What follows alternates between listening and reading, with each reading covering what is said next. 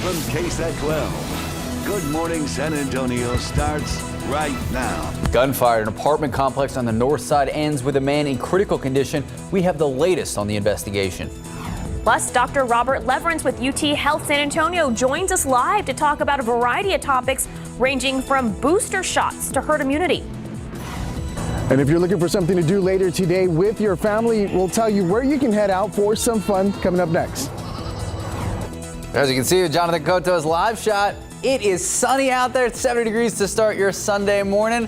What is the rest of the day? What does the work week look like? We're going to check in with Sarah Spivey in just a few moments. Until then, good morning. 8 o'clock this Sunday, October 3rd. Thank you so much for starting your morning with us. Did you hear a goat in the background of Jonathan's shot? Must have been Tom Brady. Oh. So we are all wearing pink today, or at least my attempt at pink. Apparently this is fuchsia. I think it's Barbie pink. It's close enough. I like that. Is that a new color? Yeah, Barbie Dreamhouse color. Okay. Pink. Not Sarah that I had one Spivey, would when you I was a agree little girl. that this is Barbie Dreamhouse pink?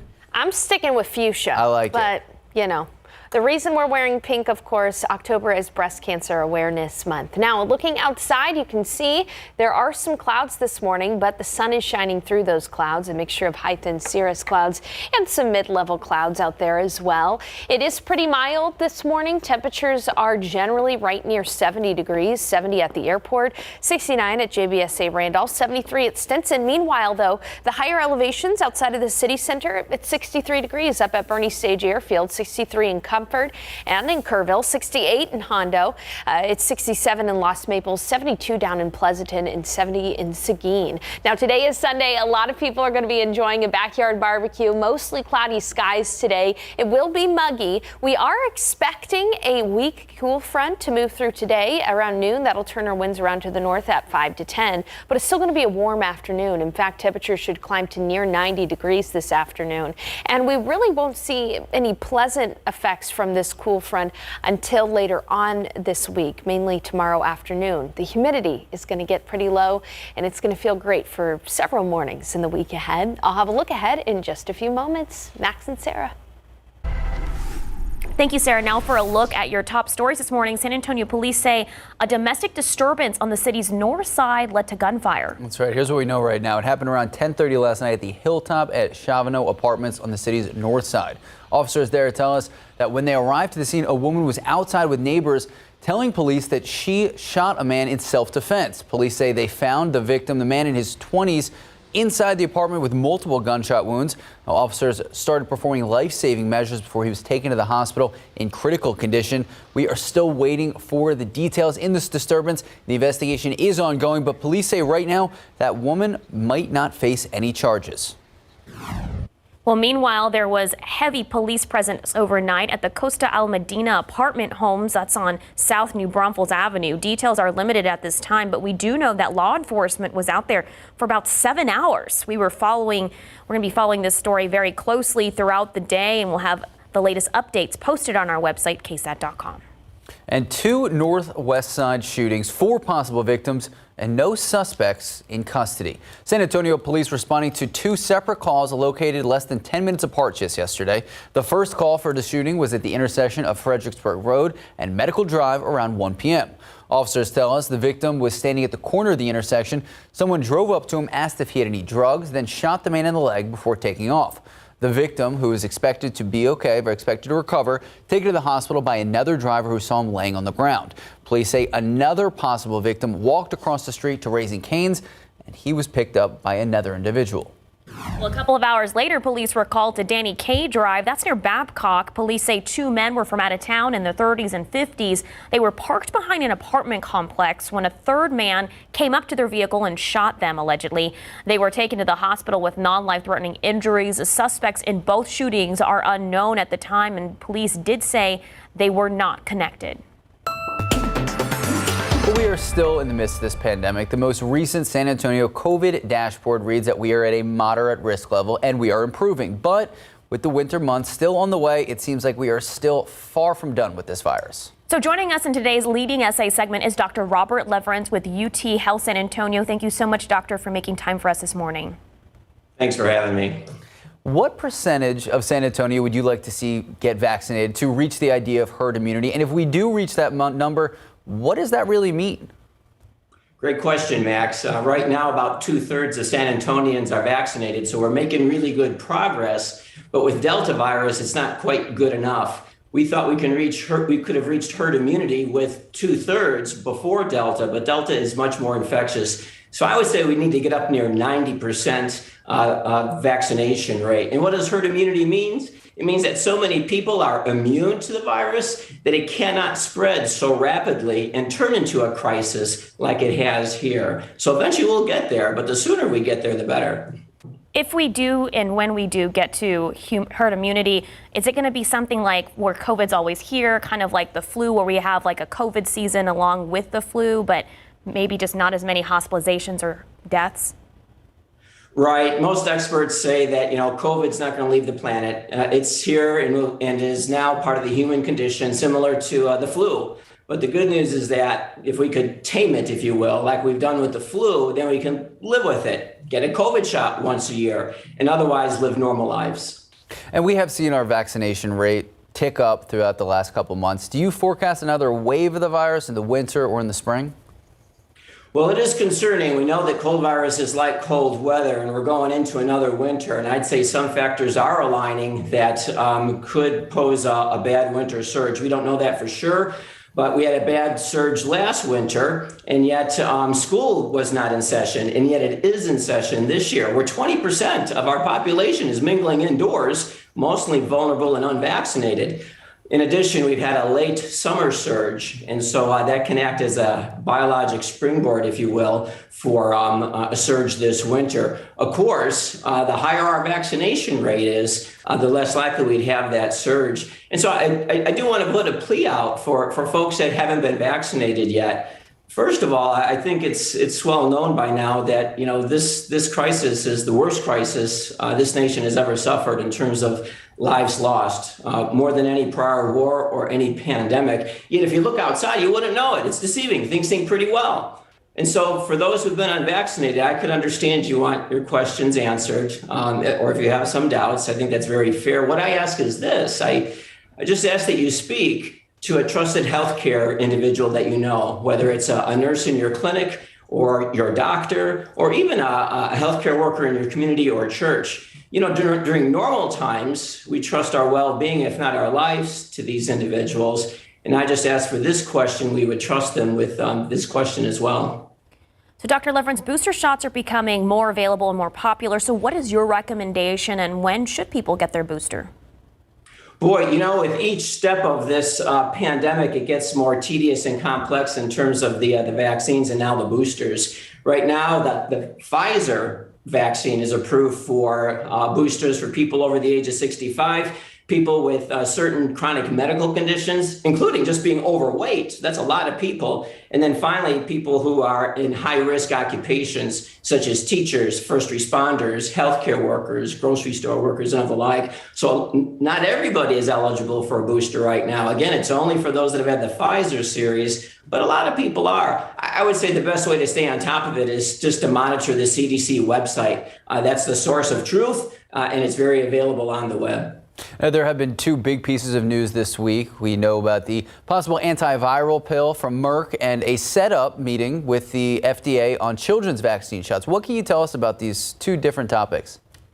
Those are both very exciting, Max. First, for the vaccine availability for children 5 to 11 years old, Pfizer has submitted their data to the FDA. The FDA will be reviewing it. Soon, Pfizer will request a formal emergency use authorization. So we're hoping by the end of this month or early in November, we'll have vaccines available for children. And that's important because, once again, they represent 20% of the population, and now they're gathering indoors every day during the week. So this is important. And once it's available, boy, it'll be important to get our kids vaccinated. The other important matter that you just mentioned is the new pill that looks like may be available to treat COVID. And that's being put out by Merck. They indicate that they're going to pursue an emergency use authorization as quickly as they can. The studies they did showed it reduced hospitalizations by 50% and death even more. So that could be a real game changer if we had a pill to treat COVID. I think for those that are hesitant to get the vaccine, they may not want the vaccine when they're feeling well, but I think they'd be likely willing to take a pill when they were feeling poorly. Well, Dr. Leverens, thank you so much for your time. Always a pleasure answering all of our questions. And for our viewers watching this, you can watch the full interview later this morning on KSAT.com. Thank you, Doctor. All right, thank you. Well, it's October, and that means all things fall. We love fall here, from pumpkin spice lattes to haunted houses. But if you're looking for somewhere to take the kids, South Texas' largest corn maze is now up and running. That is right. It is happening all month long over at Traders Village. Our Jonathan Cotto joining us live with the details this morning. Good morning, Jonathan. Are you lost yet? Yeah, I'm always lost, Max. Just kidding. But I'm here at, you're right, the South Texas largest corn maze, joined by Trader Village marketing manager Brian Billick. Good morning, Brian. Good morning. Great. Now, this is the largest maze, and it's at a really affordable price for families to come out here. How did the planning of this great, wonderful corn maze come about? Well, this is our 4th year doing the corny maze, and it came about because we just wanted to do something fun for the family, and we had the acreage, so we figured why not do a corn maze. So this year we have a 10-acre corn maze. It has 3 different levels in there. So we have one specifically designed for little kids, because in my world it was real important for kids to have their own maze. Kids can get empowered. We tell the parents, let the kids lead, don't worry about it, because they'll be able to find their way out. Plus, there's a little game in there for the little kids to play.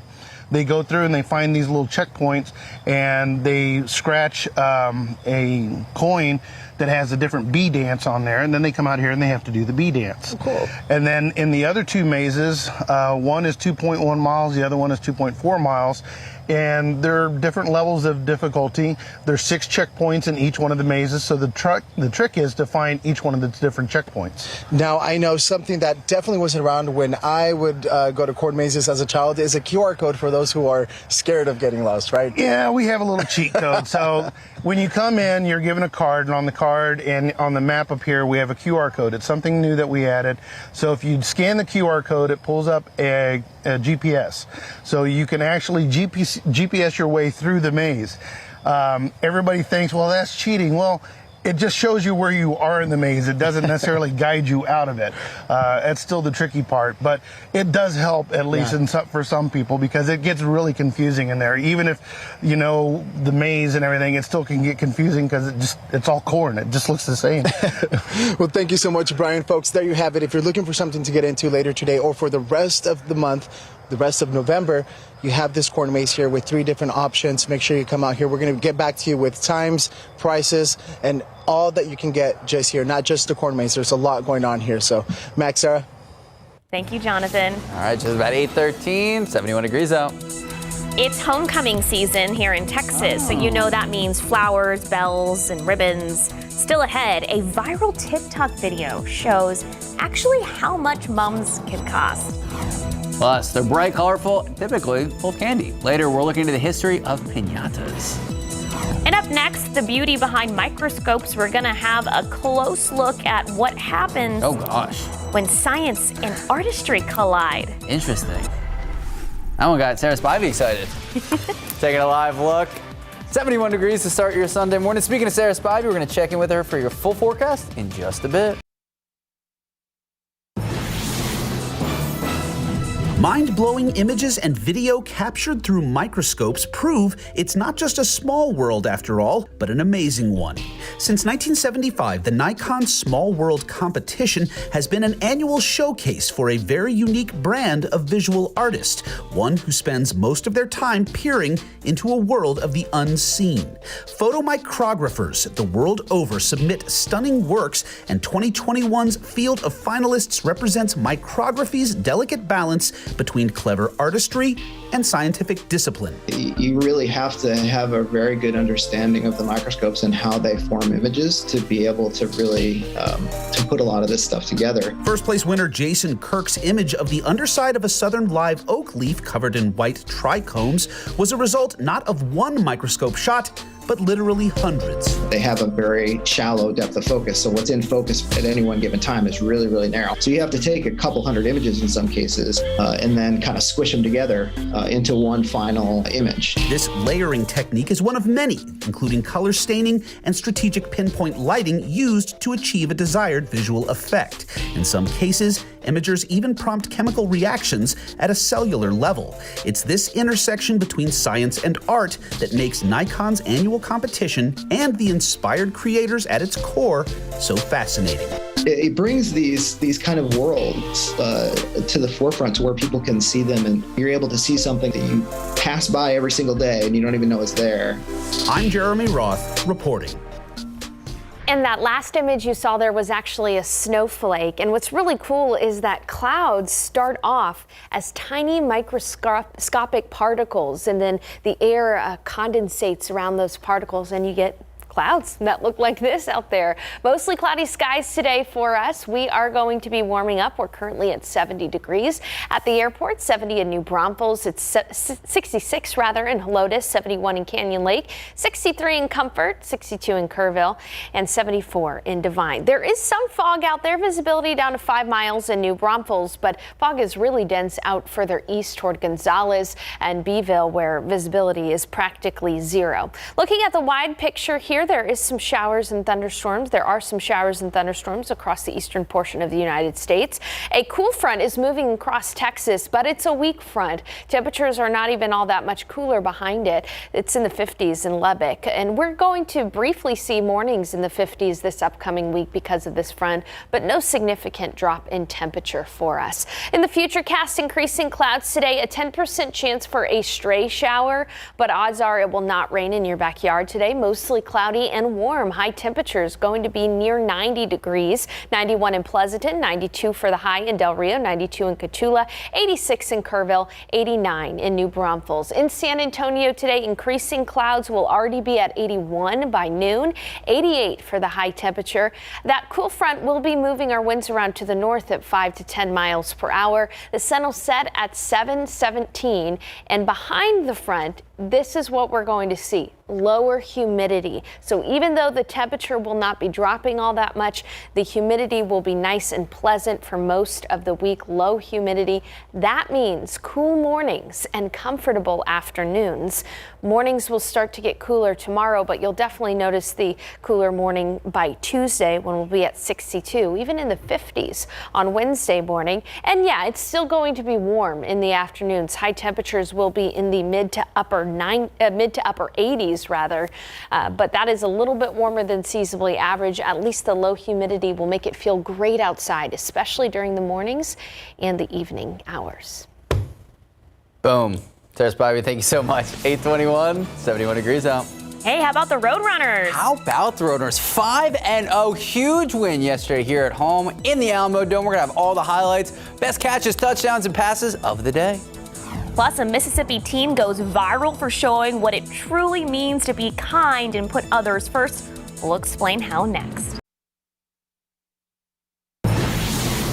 Good morning, welcome back, and happy Sunday. If you're from Texas, you know everything is bigger and better here, including homecoming mums. Did you do mums? No. Okay, I did. So it may seem odd to others, but it's tradition. So both boys and girls walk around the halls with ribbons and bells and charms attached to a big flower. I mean, on homecoming day, you just hear jingle, jingle, jingle, jingle.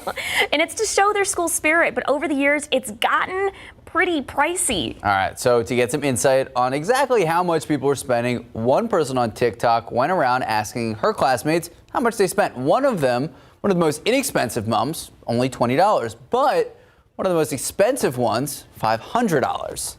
Oh my gosh. And speaking of homecoming, a student in Mississippi is going viral for showing what it truly means to be kind and put others first. For Nyla Covington at Forest County Agricultural High School, she was crowned homecoming queen this week. But after receiving the honor, Nyla decided to give the crown to another student, Brittany Walters, after her mother reportedly passed away from cancer earlier that day. Nyla says the crown belonged to Brittany because she is her mother's queen. The sweet gesture at homecoming helped bring some joy to what was such an emotional and difficult day for Brittany and her family. Wow. Such heartwarming stories. I loved homecoming. I remember we would walk around with the mums, and some girls, like the dance team, would give everyone a mum. So like girls would have like 20 mums on them. Like you couldn't even like Never walk. enough mums. No, mum life. Hashtag mum life. All right, 826, 71 degrees out. Well, still ahead in our next half hour, getting your beloved pet blessed. Details on the drive-through and in-person event happening today. Plus, the latest when it comes to funding and the showdown in Washington, why Democratic leaders are now facing criticism. Good morning, welcome back, and happy Sunday. I'm Max Massey. I'm Sarah Acosta. It's Sunday, October 3rd. Thank you so much for waking up with us on this beautiful Sunday morning. We're going to check in with Jonathan Cotto at the corn maze in just a bit, but so far so good. 72 degrees now. Sarah Spivey, what can we expect for the rest of the day?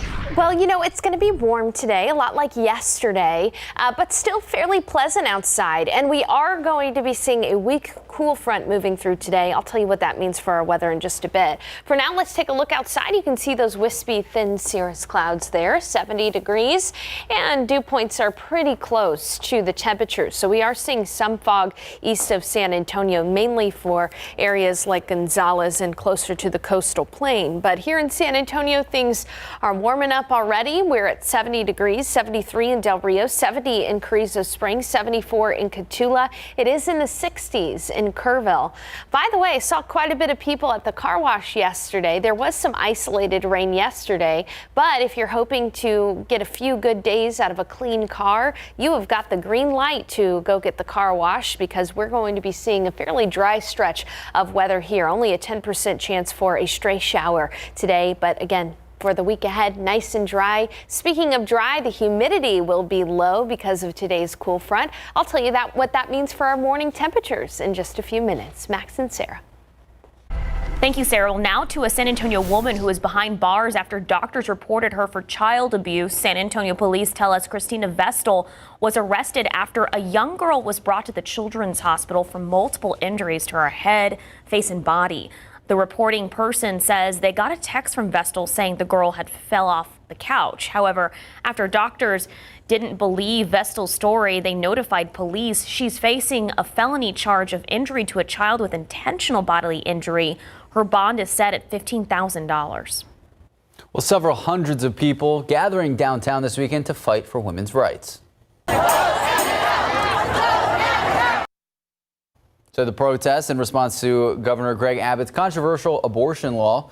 People attending say they want to try and get their right back to choose if they want to abort a pregnancy. The abortion law went into effect about a month ago. It is one of the most restrictive, not just in the United States, but around the world. It only gives women 6 weeks into their pregnancy to decide on getting an abortion, a time frame in which many women don't think that they even know that they're carrying. It also does not have exceptions for victims of rape or incest. A mother and daughter attending the protest shared why they are so passionate.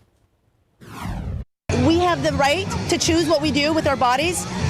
It shouldn't be legislated by white men who don't give a crap. I'm here to fight for my rights. This affects me too. I'm only 17, but I have a future here. Yeah, this protest not only in downtown San Antonio, across the state and across the country. We heard several others echoing their message as well. They want the final say on what they do with their bodies. A judge presided over a 3-hour-long hearing after the Biden administration urged a federal judge that the new abortion laws should be blocked. That judge has not said when he will rule.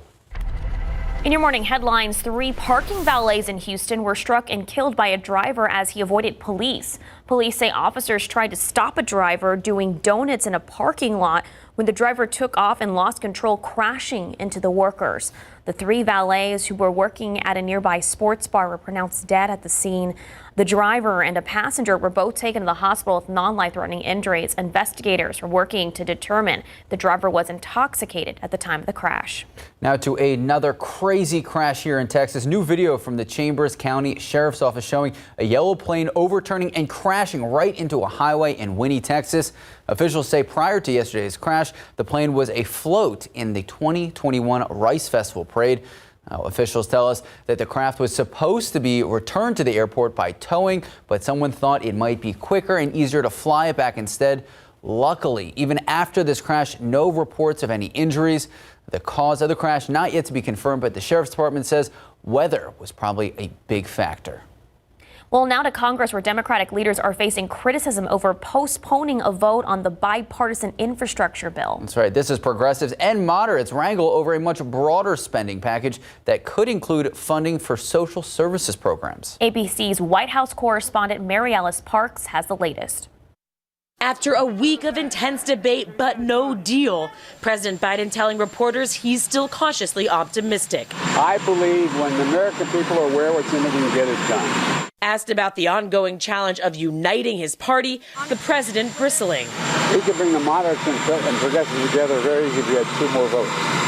Which two? The Senate's more conservative Democrats, Joe Manchin and Kristen Sinema, lone holdouts on a partisan budget proposal to create new social programs like paid medical leave, universal pre-K, and free community college, mostly paid for in the president's plan by raising taxes on corporations and the nation's highest earners. Overnight, Senator Sinema blasting fellow Democrats, specifically progressives in the House, for delaying a vote on a traditional infrastructure package until the budget bill is done, writing the delay was inexcusable. I have never and would never agree to any bargain that would hold one piece of legislation hostage to another. The vice chair of the Progressive Caucus telling CNN the budget's latest $3.5 trillion price tag has already come down during talks, but policy debates remain. What do they think is not worth investing in that's contained in the president's proposal? We can have a negotiation, but we want to make sure as much of that agenda, along with the bipartisan infrastructure bill, passes.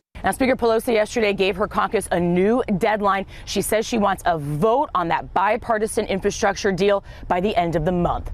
Mary Alice Parks, ABC News, Capitol Hill. Well, back here at home, South Texas' largest corn maze is back and bigger than ever. 4th year of fall fun. The maze will be featuring 3 different designs, one of them 2.6 miles long. Ooh, wow. Don't get lost. So, yeah, if you're up to the challenge, our Jonathan Cotha will tell you all you need to know. He joins us live from Traders Village. Good morning, Jonathan. Jonathan, yes. Is that the apple gun? Oh, good morning. Yes, it is. This is the apple cannon. And let me tell you, Max, I've been having a blast. I didn't even know this was here. Brian just told me about it, and I've already gone through like 4 or 5 buckets of apples. Brian. Well, you see all the holes in there. That's what he was shooting. He made them already. Yeah, I'm a sharpshooter, right? Yeah, Really good. That's what we'll go with. But folks, this is something that's also part of the corn maze here at Traders Village. A really fun incentive for adults and kids alike, right? Oh, yeah. This is addicting, so yeah. It's been super addicting. What can folks else, we were talking about how just one price gets you access to the corn maze, the petting zoo. It's such an affordable We have price the for petting families. zoo, we have an inflatable slide for kids, we have activities and games, the pumpkin patch, we have small and medium-sized pumpkins for $5, and then all that comes with the price of admission. The price of admission is $9.99 per person, but we also a combo for $14.99, and what the combo pass gets you is admission into the corny maze, but it also gets you an all-day ride wristband to all the 11 rides that we have at Traders Village. Not bad. So it's a pretty good deal. And then we're open today, Sundays, from 10 to 5, and on Saturdays we're open 10 to 6, and it's every weekend in October, every weekend in November.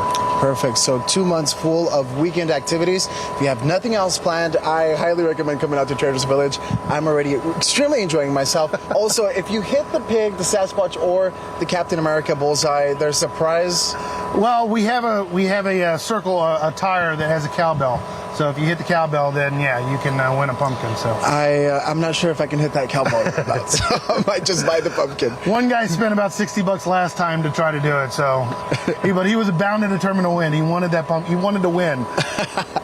Well, thank you so much, Brian. Thank you for being out here with us early this morning, folks. The weather has been just spectacular this morning, and we're planning on it being very nice. It's supposed to be beautiful today. The maze is still a little bit muddy, so if you do come out today, make sure you do wear your galoshes or rain shoes or something, or just shoes you don't mind getting muddy, because it is muddy in there today.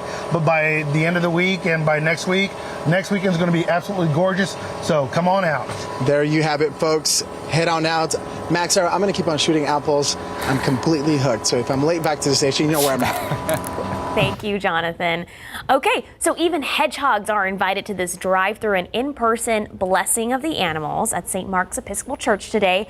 This will be open to the public if you're interested in taking your animal. The first blessing is at the parking lot on Jefferson Street in East Pecan at 4 p.m. The second one is at the Pecan Street Courtyard at 5 p.m. Also happening today, the San Antonio Botanical Garden having an outdoor screening of 12 Mighty Orphans. Great movie, tells the true story of a football team from a Great Depression orphanage. The players begin as a Bush League club without a football, and they ascend to Texas state champs. Doors open for the screening 6:30 p.m. Movie starts at 7:30. Tickets $20 for adults, $15 for kids.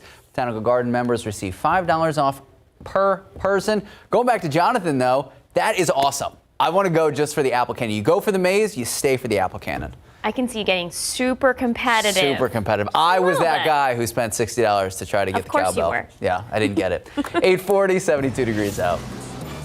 All right.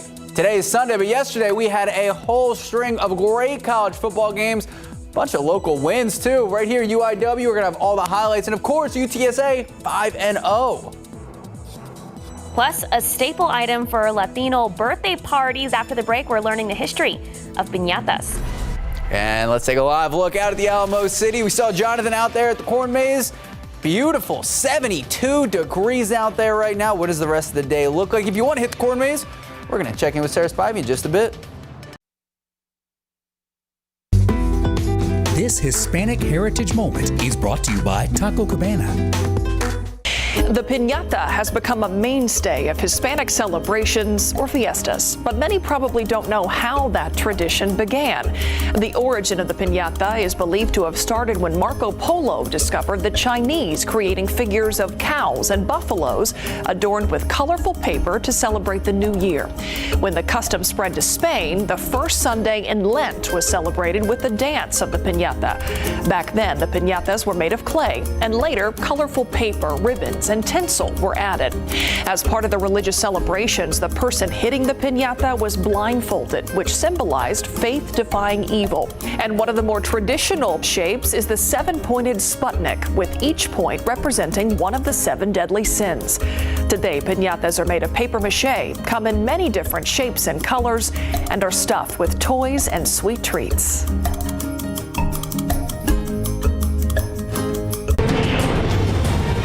All right. Don't worry, UTSA beat UNLV like they were a piñata. Boom. All right, Rashad Wisdom and the UTSA Roadrunners back at home at the Alamo Dome last night, looking to go 5-0 for the first time since 2012, hosting those winless UNLV. Boom. Frank Harris, laser. Joshua Cephas in stride, 9-yard touchdown, 7-0 UTSA. Second quarter now tied at 10. Rebels driving, but Tariq Woolen stepping in front of that pass. That is a pick at the 49-yard line. First turnover of the game. Roadrunners capitalize on the takeaway, capping a 12-play, 4-minute drive with, wait for it, boom, that's a 1-yard touchdown. Sincere McCormick, sincerely fantastic. 89 rush yards for the Judson product. UTSA leading 17-10 at the break. Second half, after Jamal Sam gets another pick, the Roadrunners double the lead. Wait for it. Harris, beautiful deep ball. Jacorian Clark, and he is in the end zone, 31 yards. Beautiful spiral. That's a touchdown. 24-10 UTSA. Cameron Friel, wait for it. We're going to wait. Number 7, work in the pocket, and then, boom, gets eaten. Fourth down, that seals it. Roadrunners win it 24-17. Next up, taking on Western Kentucky next Saturday, 6 p.m. Looking to go 6-0. And another local team, UIW, on the road last night, looking for their second straight Southland Conference win, taking on Northwestern State. Let's roll the highlights. Doesn't take long for the Cardinals to get on the board. First play scrimmage, Cameron Ward slinging it. C.J. Hardy slipped by a defender, taken off down the sideline, 47 yards all the way down to the 2-yard line. Ward finds Hardy again. Don't fix what's not broken. 2-yard score, 7-0 UIW. Just 32 seconds into the game. Offense staying hot next possession. Marcus Cooper splitting the defenders. Like I said before, if you get past the safety, you're pretty golden. 60 yards to the house. Cardinals win it 38-27. All right. Great games yesterday. Better games today. We got Texans at Buffalo. We'll see what's going to happen there. Not a lot of optimism. Davis Mills, rookie from Stanford. And, of course, Cowboys-Panthers. This should be the match of the day. Cowboys, big test here. Undefeated Panthers in Arlington. We can talk about the Longhorns. We can talk about Tech. Or we can talk about the Aggies, Sarah Spivey. Let's not. Let's not. We're not. Why? I said we can talk about it. We don't have to. You brought it up. I have to bring it up. It's the sports segment. We had to bring it up. They lost. Sorry. Next up, though, next weekend. It's a long season. My Aggie tears coming down my face. All right, but it's going to be a nice day out there for us today. We've got mostly cloudy skies out there right now. It's 70 degrees. And today, A weak cool front is going to be moving through San Antonio. It is not going to be bringing us cold temperatures or even cool temperatures for that matter. It will, however, be bringing us drier air, which will make the mornings nice and cool. Right now outside, though, there's still some lingering fog, especially east of San Antonio. Visibility is still down to 0 in Gonzales and down to about 1/4 of a mile in Beeville. Again, those temperatures right close to the dew points, and that's why we've seen some fog develop this morning, but it's fairly clear around San Antonio. 70 degrees. 75 in Pleasanton, 70 in New Braunfels, 74 in Gonzales, 73 in Del Rio. It's 64 in Kerrville and 68 in Rock Springs. You got to take a wider view to see where the front is. It's 51 in Lubbock behind the front, about 20 degrees cooler than us here in San Antonio, but some places in the 30s this morning across the Rockies. We are going to be seeing this front moving through today, as I mentioned, and behind this front there is drier air. Dew points are in the 40s in Amarillo and in Lubbock and the Panhandle. Starting to see the dew points drop in Dallas, Fort Worth area as well, and so that's what we have to look forward to from this front. Not fall-like weather, but at least it's going to feel nicer outside with the lower humidity. Looking at the forecast for this afternoon, clouds are actually going to increase. We'll see mostly cloudy skies today. Notice how the futurecast does pop up like 1 or 2 stray showers. That is possible today, but we're not really forecasting rain today or through most of next week. Waking up tomorrow just a couple of degrees cooler behind that front, then skies will clear and it will be dry. It will be warm, near 90, but dry, the key word there. And so that means that mornings will feel very fall-like. We'll be waking up in some places in the 50s for most of this upcoming week, but around San Antonio, 62 Tuesday morning, 59 Wednesday, and then we'll be slowly seeing our morning temperatures pop back up again. But for today's forecast, again, just a warm day for us, mostly cloudy, 81 around noon and 88 for that afternoon high temperature. North winds today behind that front at about 5 to 10 miles per hour. Sun will set at 7:17. And then look at this week's forecast. It's going to be fairly dry. No chance for rain in the forecast other than that small itty bitty chance today with a high temperature near 90 degrees. So again, not necessarily feeling like fall, but at least it'll be dry outside. And we've yet to get the pollen count in, but as soon as we do, I'll be able to put that up on KSAT.com. Bobby, thank you so much. 8:51, 73 degrees out. Well, they're called porch pirates, and they're taking off with your packages tomorrow on GMSA, how you can prevent this from happening to you. In the news you need to know before you go, a heavy police presence earlier this morning at Casa Almadina apartment homes on South New Braunfels Avenue. Details limited, but we do know right now that law enforcement was there for about 7 hours. We actually just got the preliminary information from SAPD, so we're going to have the latest updates posted on KSAT.com. And we just got the pollen count in before we have to go to break. Molds are high today. That's unfortunate. They were low yesterday. Fall elm is moderate at 110 and ragweed is low as well. We're seeing some clouds increase today. It'll be a nice day. We're already warming up at 75 outside right now. So if you're wanting to maybe barbecue this Sunday, just know that it's going to be warm. We'll be looking at high temperatures near 90 degrees today. A weak cool front moving through this afternoon. That'll make things less humid in the week ahead and suck out any chance for rain. Our morning lows will be in the 50s some mornings. Man, I know now how to make Max happy. I just got to get the barbecue Everyone forecast. needs to get themselves a person who looks at them. At the barbecue. Like Max just looked at that barbecue graphic. Well, Sarah and I were talking earlier. She's like, is it too early to put up a barbecue graphic? And I was like, no, I have some buddies who got up super early to start up the brisket, get ready for the Cowboys game. Big slate of football. The burgers look fantastic. No, you said beautiful. Yeah, it was gorgeous. Great job with the graphics, Sarah. Thank you, Sarah. Y'all have a good Sunday. Happy Sunday.